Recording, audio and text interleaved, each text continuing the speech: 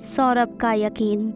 अब तक आपने जाना कि सानवी और सौरभ सानवी के घर जाते हैं, जहां पर वो घर का बुरा हाल देखते हैं। यही नहीं, सीढ़ियों के पास खून से चित्रा लिखा होना काफ़ी परेशान करने वाला था, और उससे भी ज़्यादा परेशान करने वाला था सानवी का कमरा। सानवी ज़मीन पर वो शब्द देखकर काफ़ी डर जाती है। अब आगे सौरभ ये सब चीज़ें देखकर काफ़ी चिंता में आ जाता है। ये शब्द कभी सानवी ने इस शब्द के बारे में नहीं बताया, और आज जब अचानक ये शब्द सौरभ के सामने आया तो उसका दिमाग घूम गया। अब उसे सारी बातें याद आने लगी। कैसे कुलधरा में उसने वो राजकुमारी चित्रलेखा की तस्वीर देखी थी, और जो कुछ गौर से देखने पर वो चौंक गया था। उसने वो किसी को भी नहीं बताया था। उस तस्वीर में दिखने वाला चेहरा कुछ हद तक सानवी से मिलता था, और जब सानवी का इस शब्द को देखकर ऐसे चीखना, सौरभ ये सब सोचकर पागल हुए जा रहा था। सौरभ सानवी को चुप कराते हुए पूछता है, क्या हुआ सानवी, कुछ बात है क्या? तुम ये सब देखकर इतना डर क्यों गई? सानवी, अगर कुछ है तो मुझे बताओ प्लीज़। सानवी जैसे चुप सी हो गई। उसे कुछ भी समझ नहीं आ रहा था कि सौरभ को क्या बताए, क्योंकि महज एक सपने की वजह से वो इस घटना और अपने सपने को जोड़कर नहीं देख सकती। तो फिर वो खतरनाक डरावनी सी आवाज़ जो उसने रात को हॉस्पिटल में सुनी थी, वो क्या था? क्या कोई कनेक्शन था इन सब का आपस में? सौरभ सानवी को हिलाते हुए कहता है, सानवी, सानवी, सुन रही हो तुम? कुछ बात है क्या यार? हो ना हो, अब सौरभ को यकीन हो गया था कि कुलधरा के रहस्य और सानवी के साथ होने वाली इन घटनाओं का कुछ कनेक्शन तो है, पर सानवी अब भी किसी निष्कर्ष पर नहीं पहुंच पा रही थी। सानवी सौरभ का हाथ पकड़ते हुए कहती है, चलो यहाँ से, अभी फ़िलहाल यहाँ रुकना ठीक नहीं है, हम यहाँ से चलते हैं। सौरभ सानवी को संभालते हुए कहता है, ये तुम्हारा घर है सानवी, यहाँ क्या परेशानी हो सकती है? सानवी चिल्लाते हुए कहती है, देख नहीं रहे तुम क्या हाल हो गया घर का, और फर्श पर ये नाम, और भी न जाने क्या होगा यहाँ, और तुम ये सब देखने के बाद भी कह रहे हो कि यहाँ क्या प्रॉब्लम है? सीरियसली सौरभ? सौरभ सानवी को सोफे पर बिठाते हुए कहता है, बिल्कुल शांत हो जाओ प्लीज़, शांत हो जाओ सानवी, और मुझे साफ साफ बताओ बात क्या है? इतना तुम डर गई क्यों? ये भी तो हो सकता है ना कि किसी की शरारत हुई है। सौरभ को भी कुछ गड़बड़ तो लग रही थी, लेकिन फिलहाल सानवी को बहलाना ज़्यादा ज़रूरी था।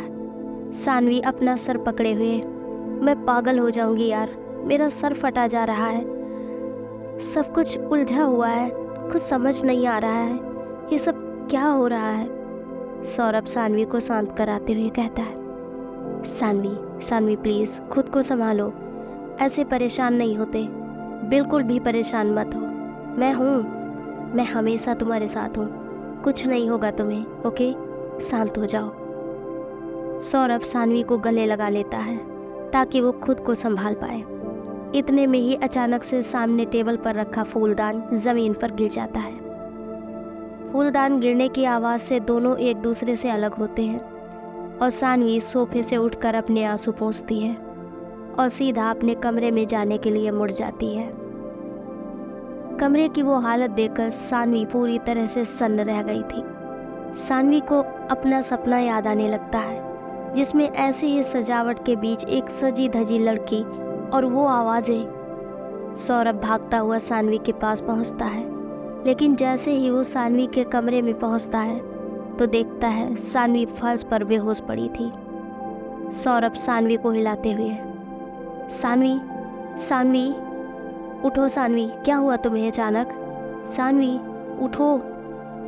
सौरभ सानवी को उठाकर बाहर ले आता है और कार में बिठा देता है। सानवी का घर लॉक करता है और अपनी माँ को फ़ोन करता है। सौरभ की माँ ने कहा, हेलो बेटा, कैसा है तू? और सानवी की माँ और सानवी सब कैसे हैं? सौरभ जल्दबाजी में कहता है, मॉम, आप सिटी हॉस्पिटल आ सकती हैं क्या प्लीज़? आप थोड़ी देर सानवी के साथ रुक जाना, वो ठीक नहीं है। सौरभ की माँ परेशान होते हुए।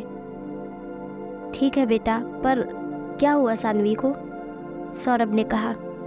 मॉम, वो सब मैं आपको बाद में बताऊंगा, पर फिलहाल आप जल्दी आओ, मुझे थोड़ा काम है, कुछ बहुत ज़रूरी है, प्लीज़। सौरभ की माँ ने कहा। ओके बेटा, आती हूँ। सौरभ फ़ोन रख देता है और सानवी की ओर देखता है। उसके सर पर हाथ फेरता है। सानवी अब भी बेहोश थी। सौरभ सानवी की ओर देखते हुए कहता है, वादा करता हूँ सानवी, जो कुछ भी है, चाहे जैसी भी शक्ति क्यों ना हो, मैं तुम्हें कुछ भी नहीं होने दूंगा। ये वादा है मेरा तुमसे। सौरभ हॉस्पिटल की ओर चल देता है। वहाँ सौरभ की माँ भी हॉस्पिटल के लिए निकल चुकी थी। सौरभ जल्दी से सानवी को गाड़ी से उतारता है और उसे एक स्ट्रेचर पर लिटाकर अंदर ले जाता है। सौरभ नर्स से कहता है, देखिए ना प्लीज़, इसे क्या हुआ है? ये अचानक से बेहोश हो गई और उठ ही नहीं रही है। सानवी को एक रूम में ले जाते हैं और उसका चेकअप करते हैं। कुछ देर बाद सानवी को होश आ जाता है। नर्स रूम से बाहर आती है और सौरभ से कहती है, देखिए, हो सकता है इन्होंने कुछ ऐसा देखा हो जिससे इनका ब्रेन लोड ना ले पाया हो और ये बेहोश हो गई थी। अभी वो ठीक है, आप मिल लीजिए। सौरभ तुरंत ही सानवी के पास जाता है।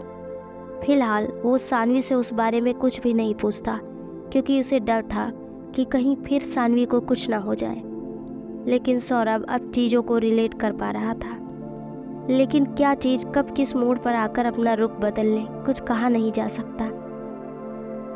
लेकिन अब सौरभ ने एक बात तय की थी कि यहाँ थोड़ी सिचुएशन ठीक हो जाए, फिर एक बार वो उन बाबा के पास जरूर जाएगा जिन्होंने उसको वो रहस्य बताया था। क्योंकि अब बहुत से सवाल थे जो सौरभ के मन में उमड़ रहे थे और शायद वो बाबा ही इस समस्या का निवारण कर सकते थे।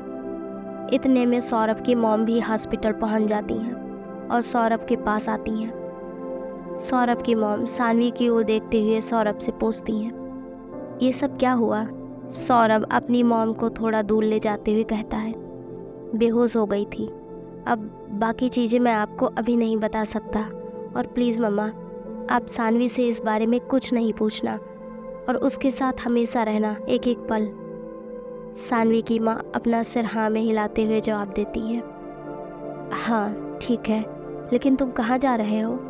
सौरभ बात को टालते हुए कहता है, मॉम, आकर बताऊंगा सब, अभी जाकर आता हूँ थोड़ी देर में, तब तक आप संभाल लेना यहाँ प्लीज़।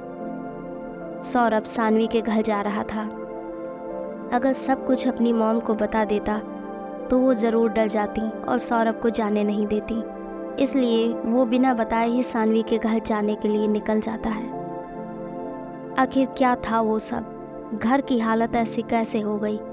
सानवी ने ऐसा क्या देखा कि वो बेहोश हो गई, और क्यों? सानवी का डर सही था या गलत? सानवी के घर जाकर क्या सौरभ के हाथ कुछ लगेगा, या उसकी जान को खतरा है उस काली शक्ति से? ऐसे कई सारे सवाल होंगे जो आपके मन में भी जरूर होंगे। तो इन सारे सवालों के जवाब जानने के लिए बने रहिए हमारे साथ और सुनते रहिए ये प्यारी सी कहानी, रिश्ता पूर्व जन्म का। धन्यवाद।